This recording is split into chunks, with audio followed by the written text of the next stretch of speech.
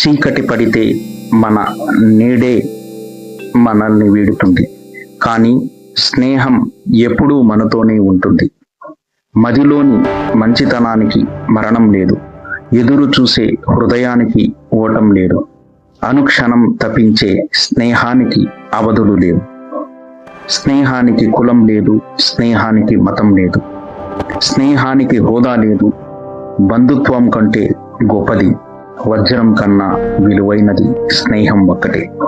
భాష లేనిది బంధమున్నది, సృష్టిలో అతి మధురమైనది.